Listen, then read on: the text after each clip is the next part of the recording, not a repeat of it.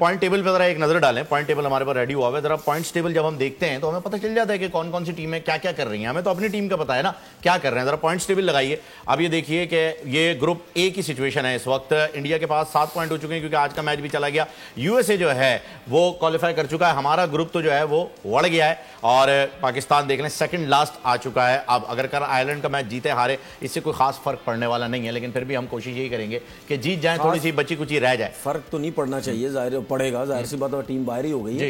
लेकिन बात यह है कि भाई अपनी परफॉर्मेंस करें, परफॉर्मेंस अच्छी करें। अच्छा होगा क्या पता है जी, अगर हमारे लड़कों ने अच्छी परफॉर्मेंस दे दी ना, किसी ने अच्छी बैटिंग किसी बॉलिंग अच्छी कर दी, तो हमारे टीवी बैठे क्रिकेटर्स पता क्या बोले, ओ अब क्या फायदा, अब क्या फायदा, अब क्या फायदा, रन्स कर ली तो अब क्या फायदा। ये वही न्यूजीलैंड वाले मैच की जो अभी मैंने आपसे बात कही कि अब तुर्रम खान क्यों बन रहे हैं, अब क्या फायदा, मतलब किसी हाल में खुश नहीं है, किसी हाल में खुश नहीं है। ग्रुप बी लगाइएगा जरा, ग्रुप बी की क्या सिचुएशन है और सारे ग्रुप दिखाते हैं हमें जरा जल्दी जल्दी करके, क्योंकि हमें सिर्फ टॉप 2 और बॉटम 2 ही देखनी है।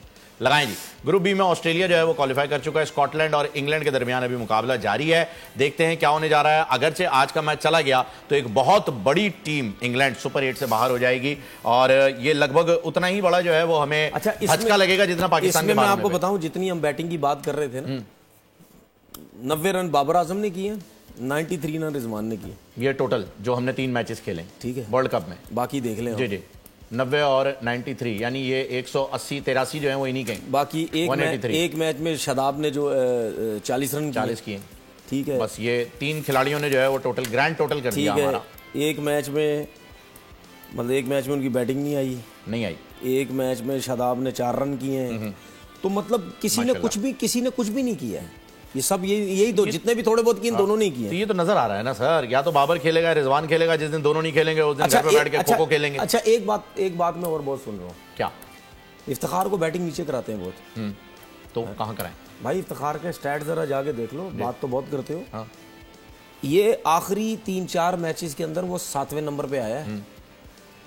उसने जितने भी T20 मैचेस खेले ना, ज्यादा वो 5वें और 6ठे नंबर पे आता है। ऐसा ही है, सही है। और वो जो आखिरी 4-5 मैचेस में 7वें नंबर पे आया है, उसमें भी किसी मैच में उसने 20 बॉलें खेली हुई, किसी में 22 खेली हुई, किसी में 34 खेली हुई, इस तरह किया हुआ।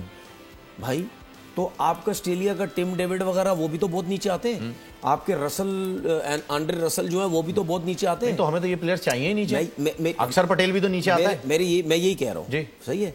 मेरा कहने का मकसद ये है कि भाई ये कोई एक्सक्यूज नहीं है। आप जब से T20 की टीम में आए, 5वें 6ठे नंबर पे आप खेलते रहे हैं। ऐसा ही है। अगर नहीं है तो मैं स्टार्ट्स निकाल के लोगों को दिखा दूंगा। 5, 6, 7 ये 3 ही पॉइंट्स हैं। सही है, शुरू से 5, 6, 7। सब्सक्राइब करें और बेल दबाएं ताकि कोई खबर रह न जाए।